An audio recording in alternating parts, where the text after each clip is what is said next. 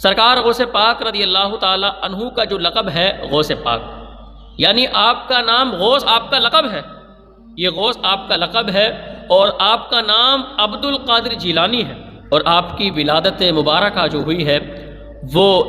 رمضان المبارک کی 1 تاریخ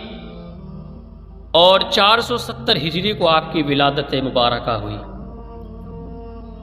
اور آپ کے والد کا نام حضرت عبداللہ صالح موسیٰ جنگی دوست، یہ آپ کے والد کا پورا نام ہے، اور والدہ کا نام فاطمہ بھی، اب والدہ کا لقب فاطمہ ہے، اور آپ کا نام ام الخیر ہے، یعنی سرکار غوث پاک کے جو والدہ ہے ان کا نام ام الخیر ہے، اور یہ والد کے طرف سے نواسہ رسول امام حسن کے 11ویں پوتے ہیں عبد القادر جیلانی، اور والدہ کے طرف سے نواسہ رسول امام حسین کے 12ویں پوتے ہیں، تو پتہ چلا کہ والد کے طرف سے یہ حسنی ہیں اور والدہ کی طرف سے حسینی ہیں،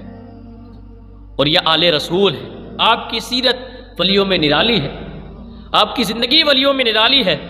آپ کے اخلاق اولیاء میں نرالے ہیں۔ اب یہ بات آپ نے توجہ سے سن لی کہ نام کیا ہے، لقب کیا ہے، والد اور والدہ کا نام کیا ہے، اب ذرا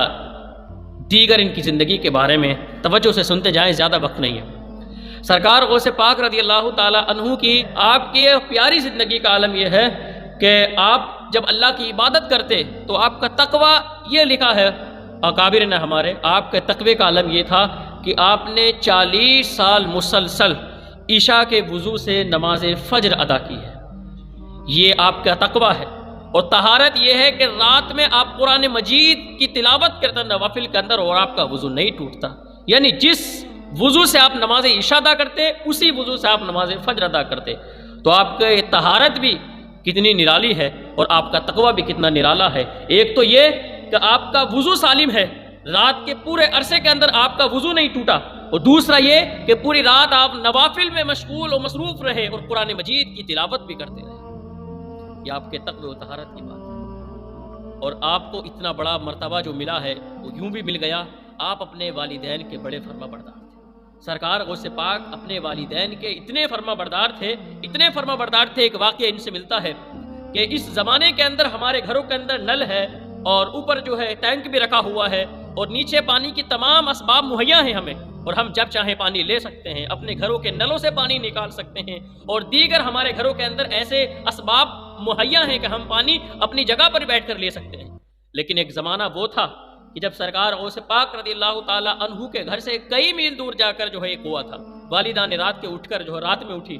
عبد القادر مجھے پانی چاہیے، کہا کہ عبد القادر مجھے پانی پلاؤ۔ جیسے والدہ نے آواز دیا فوراً جو ہے بیدار ہو جاتے ہیں، اور اپنے ساتھ ایک پیالہ لیتے ہیں،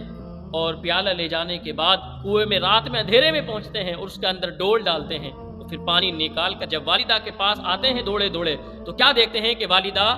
سو چکی ہیں۔ تو آپ نے سوچا کہ والدہ کو بیدار کروں، تو والدہ کو بیدار تو کرنے کی خواہش تھی، لیکن بیدار اس لیے نہ کر سکے کہیں والدہ کو تکلیف نہ ہو جائے، اسی وجہ سے والدہ کو بیدار نہ کیا، پوری رات سرہانے کھڑے رہے کہ والدہ جب بیدار ہوں گی میں پانی پیش کروں۔ والدہ پوری رات سوتی رہی، اور جب تہجد کا وقت ہوا تو والدہ کی آنکھ کھلی، بیدار ہوئی اور دیکھا کہ عبد القادر کھڑے ہیں۔ کہا کہ بیٹا تم کب سے کھڑے ہو؟ کہا والدہ جب آپ نے مجھے آواز دیا کہ عبد القادر پانی پلاؤ، اسی وقت میں پانی لے کر آپ کے حاضر تھا آپ کے پاس میں، اور آپ سو چکی تھی، اس لیے میں نے آپ مناسب نہیں سمجھا کہ آپ کو بیدار کر کے تکلیف دوں، اس لیے میں پوری رات کھڑا رہا سرانے سے۔ سیدہ فاطمہ ام الخیر رضی اللہ تعالی عنہا نے فوراً جو وضو کیا، وضو کرنے کے بعد مصلی بچھا لیا، عبد القادر جیلانی کے لیے بڑی دعائیں کی، اور رو رو کے دعائیں کی رب کی بارگاہ میں ام الخیر سیدہ فاطمہ نے۔ تو پھر اپنی والدہ کی جو خدمت کے لیے اور ان کو تکلیف نہ دینے کے لیے پوری رات کھڑے رہے، کہیں والدہ کو تکلیف نہ ہو جائے، اس لیے یہ مرتبہ جو مل گیا ہے کہ وہ والدہ کی خدمت کے وجہ سے مل گیا ہے۔ اب یہاں ایک ہمیں نصیحت یہ بھی ملتی ہے اس واقعے سے، اب سب سے پہلے اگر ہم سرکار غوث پاک سے محبت کرتے ہیں تو ان کے سارے طریقوں کو اپناتے ہوئے یہ بھی طریقہ اپنا لیں کہ والدہ کے وہ بڑے جو ہے خدمت گزار تھے، والدہ سے بڑی محبت کیا کرتے تھے۔ ان کے طریقوں میں ایک طریقہ یہ بھی تھا کہ وہ اپنے والدین سے محبت کیا کرتے، تو ہم ان کے طریقے کو اپنا کر اپنے والدین سے بھی محبت کریں۔